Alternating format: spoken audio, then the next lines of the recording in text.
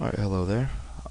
Today we're going to be going over a relatively simple tutorial of how to change the properties of something in mid-animation. This is a issue I was running into while I was doing one of my projects, so I decided that I was going to go ahead and put some up here. So really simply, we're going to get a mesh, get a UV sphere. Alright, now we are going to make sure it is on frame 1, and let's just hit I and insert a keyframe. And then at 20, let's hit, actually at 20, let's say we are going to scale it up and insert a keyframe.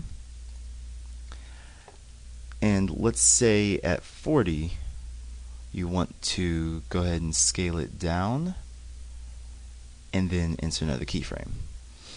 Alright, and for starters, this will start off the color blue. There we are. Alright, now, so what this will do is when you play it, it's going to get bigger and it's going to get smaller. Now, sometimes you might want the color to actually change, like midway, or just for the base property of the color to change. So what you would want to do, and this is what I had to find out, was you will actually right click the actual area, like the diffuse area, and it says insert keyframes. You insert keyframes and this becomes highlighted. So now this color is now specialized to the keyframes rather than the actual item. So of course now when I play it will still be blue, but let's say we go over to frame 20 and we want the color to change from blue to green. Now if we just do that and then go all the way back to the beginning, see, nothing really happened. So do that, change it to green, and then you want to right click it again, insert keyframes. Now the green will be set from this keyframe on and the blue will be set from the beginning. However, when you click it, it gradually changes green. Sometimes we want the change to be more abrupt, so what we can do is, one little trick I was using actually was either before or after. Like, let's do this one before so that it's a little bit easier. One frame back. Oh, that's one frame back.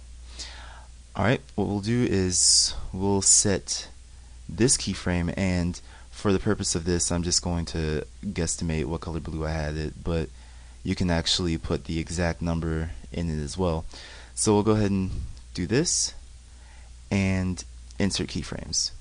So now this orb stays blue up through this keyframe, but then once it hits keyframe number 20 it shifts green.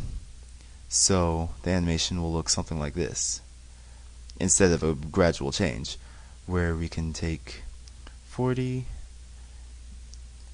turn that into more of a yellow, insert keyframes. Alright, now also let's say we don't want it to actually grow smaller or grow larger and smaller. We want it to grow larger and then suddenly become smaller. What we can do is, same kind of trick, is we can take this keyframe, and let's say this is the keyframe, whatever, and then scale this particular keyframe down. So the keyframe before it, actually let me save this before I continue talking. The keyframe before it, it's okay, apparently I mucked that up. Let's see. Oh, You know what? I know exactly what I did. What you were supposed to do is when this you want to make the keyframe before it, because the keyframe I just changed was actually the base size itself. So what I can do is let me go ahead and make that bigger again, because that was the keyframe that it became large. And then we want it to snap smaller, so let's go ahead and hit frame number 21, insert a keyframe here, and then make that small.